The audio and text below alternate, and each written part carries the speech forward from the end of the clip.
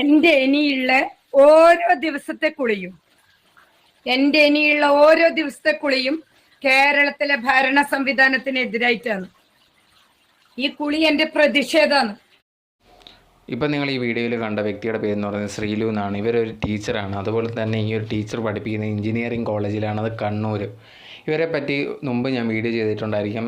ചെയ്യാത്തവർക്ക് വേണ്ടി അറിയാൻ വേണ്ടി പറയുകയാണ്. ഇതെന്താ സംഭവം എന്ന് വെച്ച് കഴിഞ്ഞാൽ ഇവർ ഒരു യൂട്യൂബ് ചാനലൊക്കെ ഉണ്ട്. അതിനകത്ത് അവർ വീഡിയോ ആയിട്ട് ഇടുന്നതെന്ന് പറഞ്ഞാൽ 18+ ആയിട്ടുള്ള കണ്ടൻറ്റും കാര്യങ്ങളൊക്കെയാണ്. അങ്ങനെ ഇരിക്കുകയാണെങ്കിൽ ഇവർ ഈ പഠിപ്പിക്കുന്ന കോളേജിൽ കൂടെ വർക്ക് ചെയ്യുന്ന ഒരു അധ്യാപകൻ ഇവരുടെ അടുത്ത് എന്തോ മോശമായിട്ട് സംസാരിച്ചു. അതുപോലെ തന്നെ മോശമായിട്ടുള്ള വീഡിയോസൊക്കെ കയ്യിലുണ്ടെന്ന് പറഞ്ഞ് ഈ ഒരു കോളേജിൽ തന്നെ കുറേ ഇടത്ത് എഴുതിയൊക്കെ വെച്ചിട്ടുണ്ടായിരുന്നു. അതുകൊണ്ട് തന്നെ ഇത് ഭയങ്കരമായിട്ട് ആ പുള്ളിക്കാരി ഇഷ്യൂ ആക്കുന്നു.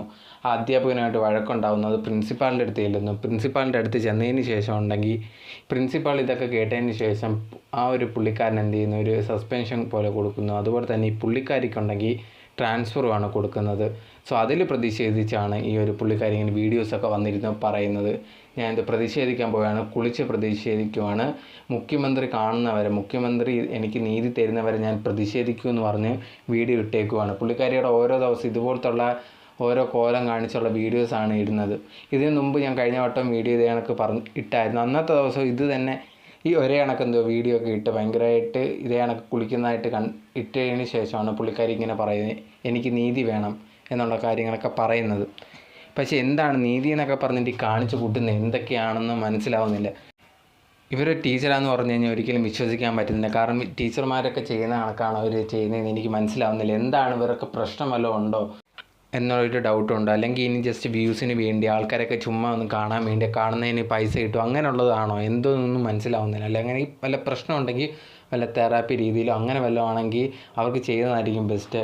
ഇങ്ങനെ വീഡിയോസ് ഇടുന്നതുകൊണ്ട് ചുമ്മാ ഇങ്ങനെ എന്താ പറയുക, ഇങ്ങനത്തെ വീഡിയോസ് ഇടുന്നതുകൊണ്ട് എന്താണ് ലാഭമെന്നൊന്നും എനിക്ക് മനസ്സിലാവുന്നില്ല. ഇവരുടെ കുടുംബത്തെ ഭർത്താവിനെ കുറിച്ച് ഒന്നും തന്നെ സംസാരിച്ചാൽ കേട്ടില്ല. ഇനി എന്താണെന്നുള്ള കാര്യം, ഫാമിലിയായിട്ട് പിരിഞ്ഞ് താമസിക്കുകയാണോ, അതൊക്കെ ഒരു പ്രശ്നമാണോ, അങ്ങനത്തെ ഒരു കാര്യങ്ങളൊക്കെ കൊണ്ടാണോ ഇങ്ങനത്തെ ഒരു ചേഞ്ചസും കാര്യങ്ങളും ഇങ്ങനെ വീഡിയോസ് ഇടുന്നതും. അങ്ങനെയെങ്കിൽ ഒരു എന്താ പറയുക, ഒരു സൈക്കാട്രിസ്റ്റിനെയൊക്കെ ഒന്ന് കണ്ട് അല്ലെങ്കിൽ ഒരു തെറാപ്പിയൊക്കെ ഒന്ന് എടുത്തു കഴിഞ്ഞാൽ എന്തെങ്കിലും മാറ്റം വരുമെന്നാണ് തോന്നുന്നത്. ഇനി ഇവർക്ക് ആരെങ്കിലും സപ്പോർട്ട് ചെയ്യുന്നവരോ ഉണ്ടെങ്കിൽ ചിലപ്പം അതായിരിക്കും ബെസ്റ്റ്. അല്ലാതെ എനിക്ക് തോന്നുന്നില്ല ഇനി വേറെ എന്തെങ്കിലും ഇവർക്ക് മനഃപൂർവ്വം ചെയ്യുന്നതാണോന്ന് എനിക്ക് തോന്നുന്നില്ല. അപ്പോൾ കണ്ടിട്ട് ഇനി വല്ല ഇഷ്യൂസോ ഉണ്ടോയെന്നും എനിക്ക് തോന്നുന്നുണ്ട്.